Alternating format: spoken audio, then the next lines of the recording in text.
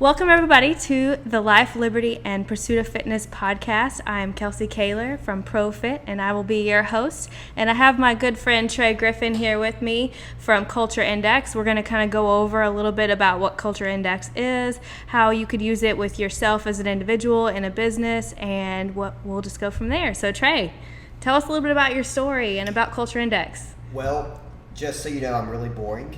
And so I hope you don't fall asleep when I go through this. But just a little bit about me. So, let's start first with kind of where I began my entrepreneur journey. And these stories are true, okay? So I first got my taste of being an entrepreneur. I was in 5th grade. I like it already. I was selling candy on the school bus to my classmates. I did that for about 2 weeks, and I actually got in a lot of trouble. So did I. I have the same story, so this Really? is great. Yeah. I got in trouble, though, because I didn't pay my supplier. That was my mom. So after about 2 weeks of doing that, she found out. She's like, where's all this candy going? You're always wanting candy. You're wanting bags of candy at the grocery store.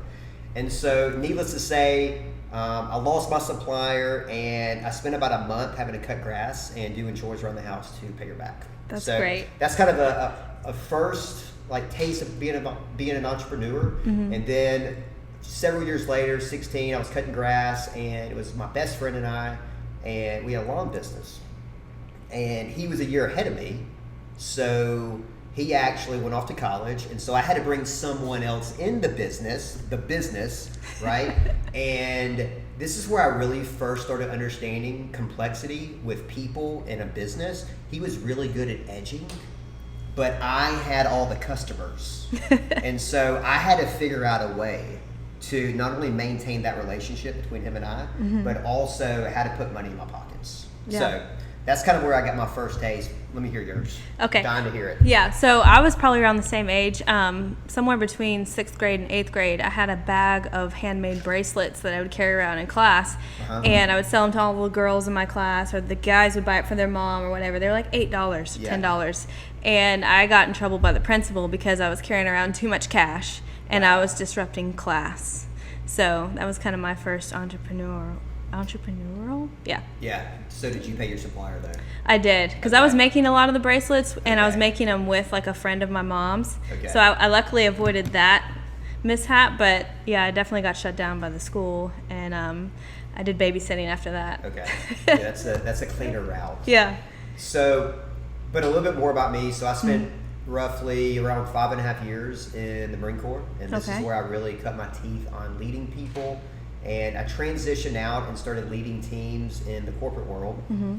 And this is where I really struggle, okay?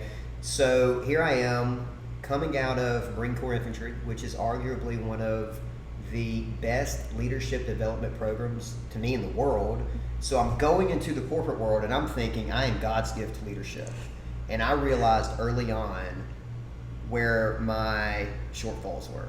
So one, I led the way that I wanted to be led, and I communicated the way that I wanted to communicate. So I didn't take into account the other people, okay? And never, ever, ever did I hold up a mirror in front of my face and say, you know what, Trey, this is who you are, and this is the way you're coming across to people. And because I didn't do that, I had a lot of turnover. I had really bad engagement, and I made really, really bad people decisions. And so after really several years of having a really, really awesome leader, he gave me a lot of grace because I made a lot of bad people decisions. And we started utilizing a tool called Culture Index. And after about a year and a half of me cleaning some things up using the power of human analytics, I knew I was onto something really good. And so that's when I left that company and pursued Culture Index full time. And so Awesome. That's where we are today. Okay, so what is Culture Index? I'm excited to hear about this. So, great question. We're going to, in a few minutes, we're going to tell everybody your deepest, darkest secrets. I'm scared. I have the data. So be nice. Don't bully me. What we are, so Culture Index is a strategic advisory firm. And so we work exclusively with visionary entrepreneurs, CEOs, business leaders, and it's our goal to transform organizations through human analytics. And so one of the big things that we focus on, and it's something that our founder, Gary Wallstrom, really wanted out of his company is we want fewer clients with deeper relationships. So we want to have as few clients as we need, but we want to go deep, and we want to have a lot of transformation inside of those companies. Okay. And so the three main areas we attack would be more revenue, more profitability, more EBITDA, however you measure it, and then also more scalability. And so the scalability piece, that's different for everybody.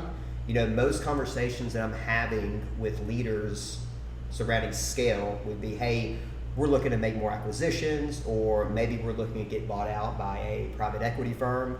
And then some businesses want to grow from 1 million to 10 million in the next 2 to 4 years. And so scale can be different for everybody. Okay.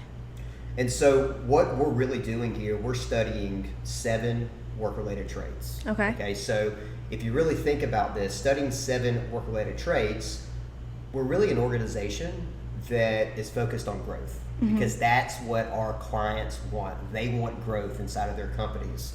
And so the biggest thing that we're focused on with growth is just getting people in the right seat. So finding the right people and placing them in the right seat. Okay. And so we do this, it's very simple, using probability and statistics. Yeah. You ever seen Moneyball? I haven't. What is it? So I can't tell you. But Okay. You gotta go watch it. Okay. It's fantastic, okay? So Moneyball was essentially a story about the Oakland A's. Okay. And their GM had the lowest payroll of any team in the major league. So this was early 2000s. And he could not compete with the New York Yankees or the LA Dodgers from a payroll perspective. So he had to use data and analytics to form a competitive baseball team. Yeah. And so that's essentially what we do at Culture Index, probability and statistics to ensure that you're getting the right people in the right seat. I like this already. So, I mean, think about it this way. The leading indicator inside of any team, inside of any organization is what? The people. It's the people, right? If you don't have the right people, where are you going to go? Right. You can't go very far. And we'll talk about this later, but for most CEOs, most leaders inside of companies, there's always something that's keeping them up at night, right? And if you really get to the root of that, it's not what is keeping them up, it's who is keeping them up, right? And so 10% of our time is spent helping companies identify A players. I'm not a recruiter, I'm not a headhunter, but we help companies identify A players, and then we spend the other 90% actually teaching leaders how to retain the A players. So a lot of education goes behind it too. So that's awesome. Absolutely. And so what I do as an advisor, I spend all of my time studying, interpreting, and mobilizing these 7 work-related traits to produce those 3 outcomes: drive revenue, increase profitability, and scale. That's amazing. I love all of this. That was a lot. I'm sorry. No, it's great. So what is the type A? I think you mentioned it. What do you mean? You said a type A person or something, or a Did I say that in here? maybe not. So, yeah, so I'll tell you what, let's go through the 7 work-related traits, because that's going to shed some light. So, first off, we measure 7 traits, okay? 4 of these traits are really, they're tied to each other, and then there are 3 others that are measured on a specific placement, okay? So, first off, when I'm looking at these traits, I'm looking at the entire combination of these traits, okay? So, what's the sum total? And then also, what are the goals of the company? Okay. Right? So I got to know who are the leaders in the company. What's the business? Also got to know who do they have around them that can actually maximize their strengths. Okay. Okay.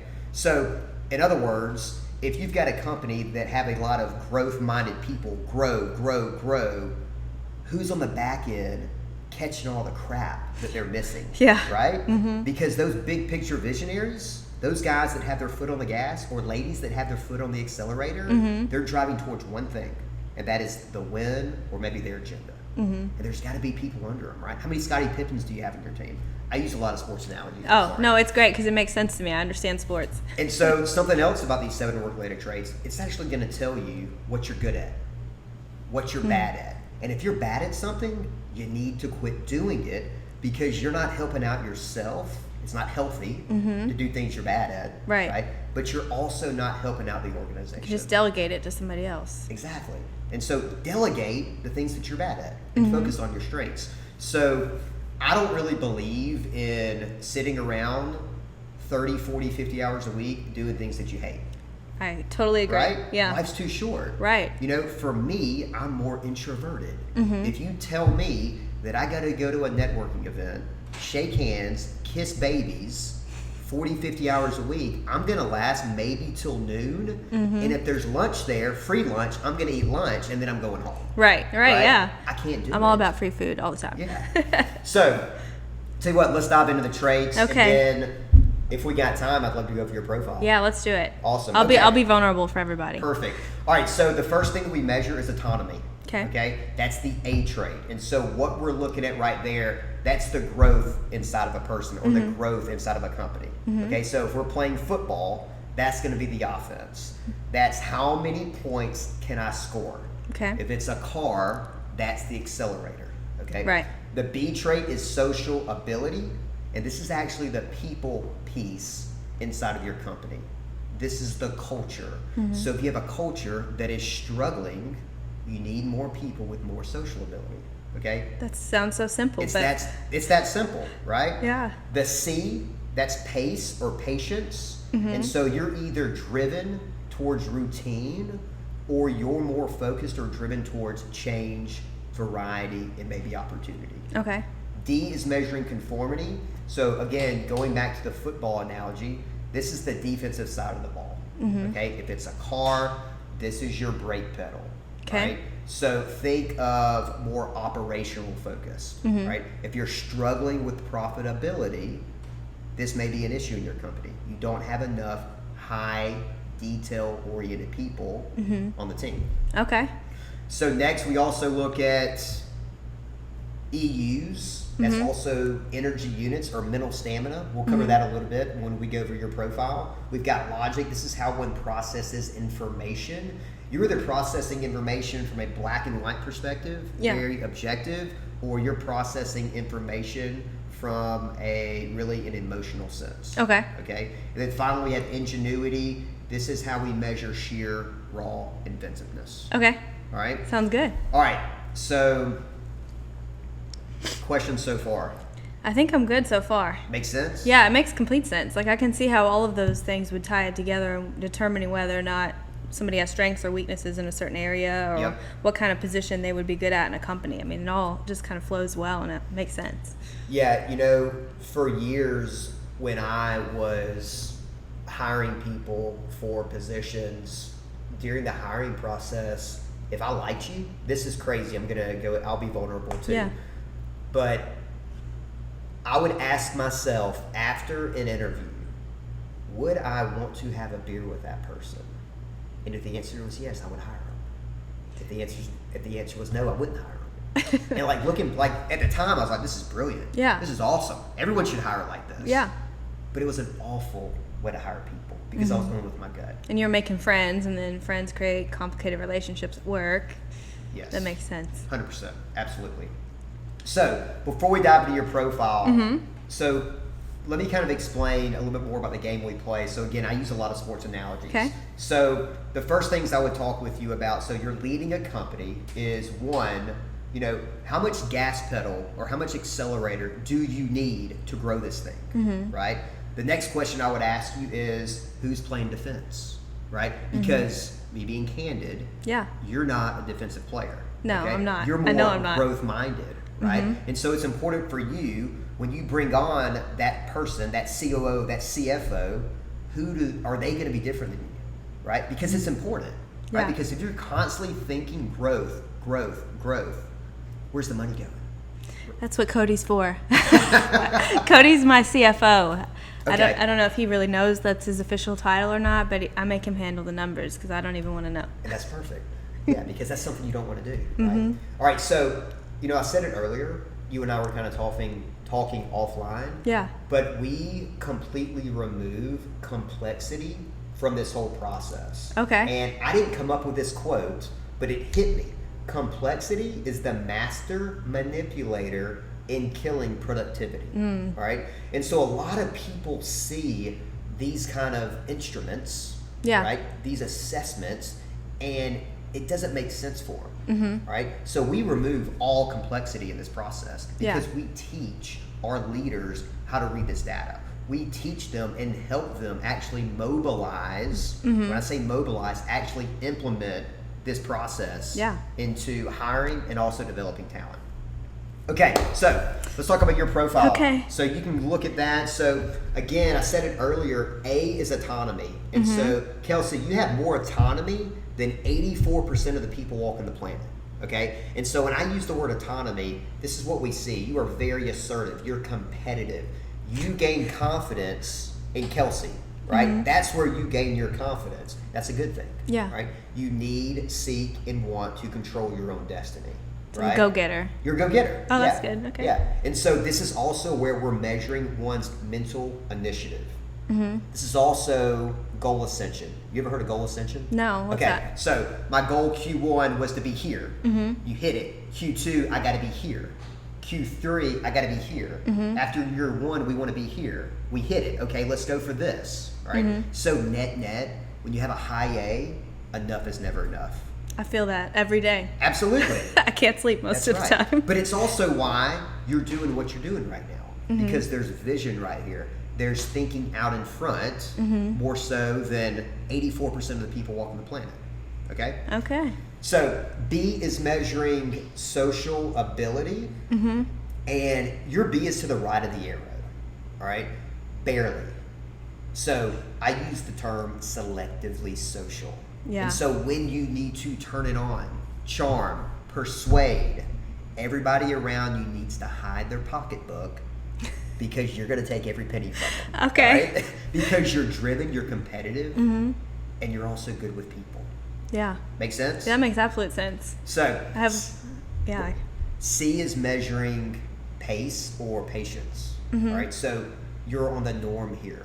And so you can flex. And so in other words, when you need to speed it up and multitask and handle a variety of different tasks or projects, you can be that person. However, if you need to stop and focus on that task or project at hand, you have a unique ability in doing that. Okay. That sounds pretty decent. Makes sense? Yeah. So this is the big one right here. So D is measuring conformity. All right? 92% of the people walking the planet has more conformity than you. 92% has more? 92% of the people, of human beings, have more conformity than you do. That's crazy because you know I was in a cult, right?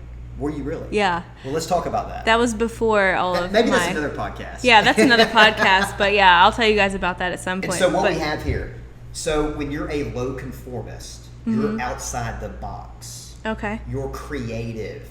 You're conceptual in thought. You've also got unrestricted thoughts and ideas. Okay. You can bounce back in the face of rejection. Most of the time. It still hurts my feelings. Well, you've also got a high amount of social ability, right? Okay. And so you're connected more towards people, but also something to think about here. When the D trait is low, right, you don't want to color inside the lines. Again, you want to think out. So this is also where we have big picture thinking. You're more macro in thought, and rules are merely Suggestions. You said it, not me. Rules are suggestions. You heard it here first, guys. That's right. So when you have someone whose green dot, their D trait, is so far away from their A trait, like you have, you've got, again, a big picture thinker. They're macro, they want to win, and they want to win at all costs. I definitely relate to that. I'm a killer. Go get her. All right, so if I were to sum this up, you've got the number one situational negotiating profile on the planet.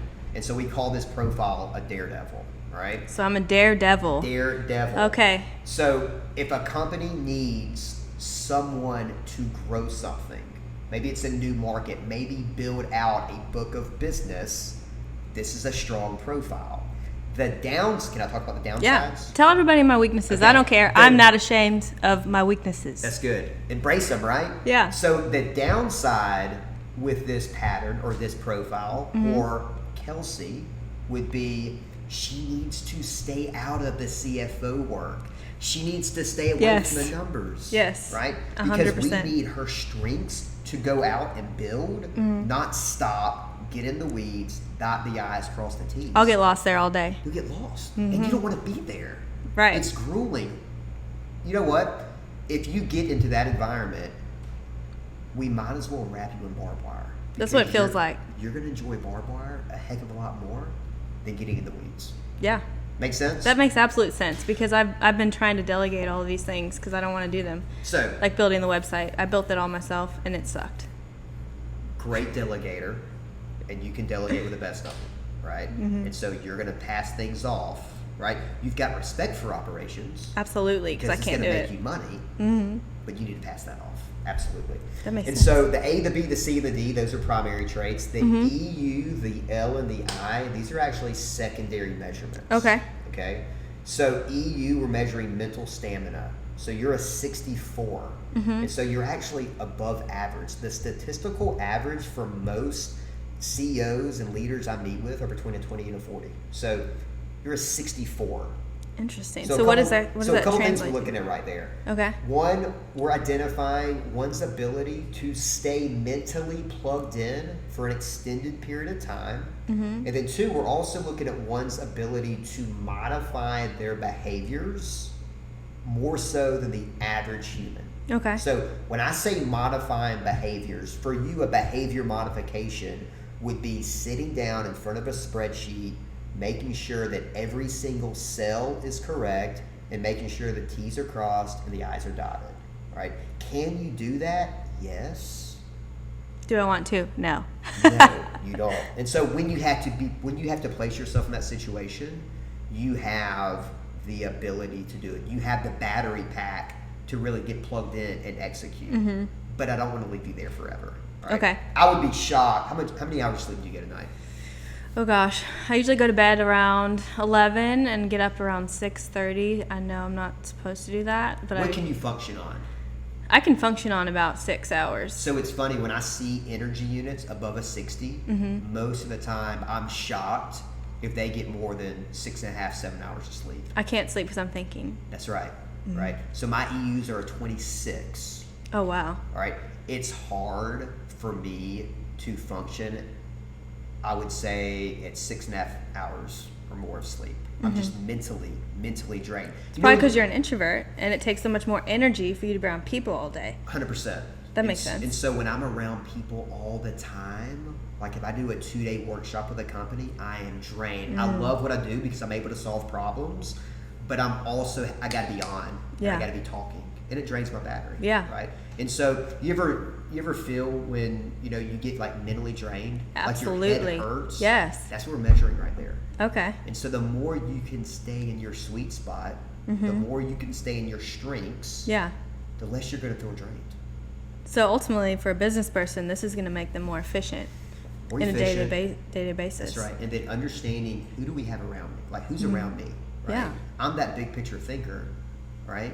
Maybe I need someone that can catch all the crap I don't want to do. Yeah. Right? And those are the people that are actually going to win the game for you. That makes sense because you can't do without them. You can't do without them. That's right. So where were we? I think we just did the EU. Oh, yeah. So logic. So this is how one processes information, right? Also how one would make decisions. And so you're an 8, and so you're high with logic. Okay. And so you're going to make more logical, more black and white decisions over emotional decisions. Cody and I had this conversation too. I'm not emotional at all. So I'm just... You're more thick-skinned, right? More black and white. More, hey, let me see the facts. Yep. Versus thin-skinned, right? More of less of being the more emotional roller coaster of emotions. Good days are good, bad days are bad, and everybody knows it. Yep. That's just not who you are. Right. Right. That makes sense. So I is measuring ingenuity. This is sheer raw inventiveness. You either have ingenuity or you don't have it. Okay. Right? 0 to 6 is norm. 7 to 10 is actually the high side. And so you're above average with inventive thought. Okay. Clever, original thinking, right? This is coming up with something that nobody's ever come up with before. I'm not measuring creativity. You have that. That's the D trait. I'm not measuring your ability to innovate, because you can take something and make it better. I'm measuring sheer raw inventiveness. So when we get to the high side, 9 or 10, think Picasso, Steve Jobs, Walt Disney. These are literally people coming up with ideas that have never ever been invented before. It changed culture. Absolutely. So you're above average here at a 7. So there's a lot of unrestricted ideas, a lot of unrestricted thought patterns that are going on in that brain of yours. Okay. Interesting. I feel like you just read my mind without telling me. Yeah, you know what's crazy? Culture index is it's scary valid. Yeah. So we don't say accurate, we say valid. And so the validity in what we do is a 0.91, right? If you look at other tools out there, that's really what you got to look at. You got to look at the validity. And I'll say this, if you're a business leader and you're not using some type of, psychometrics to truly understand people, you're doing yourself a disservice, right? Yeah. And it can be culture index, it can be whatever, but you got to find something and know how to implement it, because it can be very powerful. Well, it just makes so much sense. I mean, if I was in the market for hiring a bunch of people, I would make them all do this. So if somebody is an owner of a company or an entrepreneur or CEO, how would they get in contact with you? How would they schedule this to have you come in and talk to their employees, or how does that work? That's a really good question. So, one thing that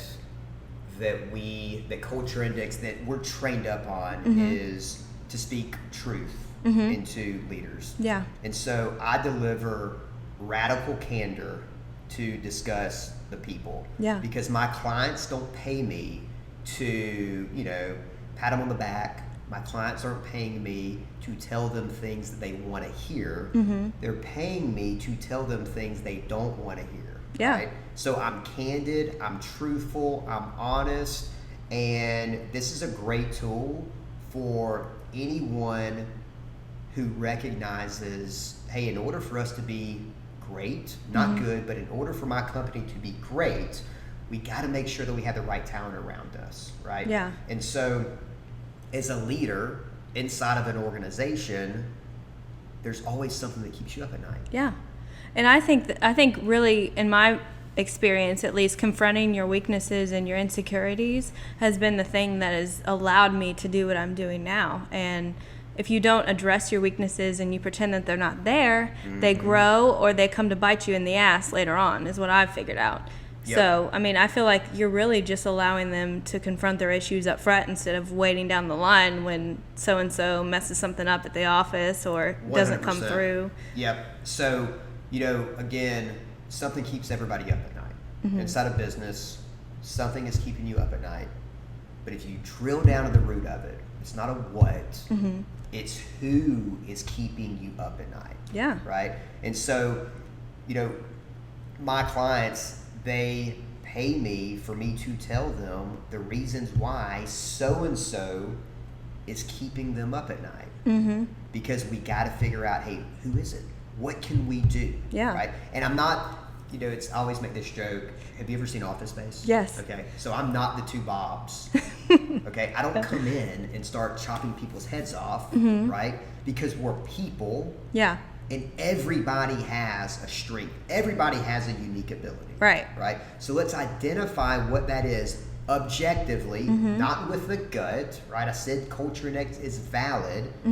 It's a 0.9 on validity. Right. So we're going to be able to identify in a 10-minute assessment what the strengths are and what the weaknesses are. And then from there, let's get those strengths and put them in the right path. Yeah.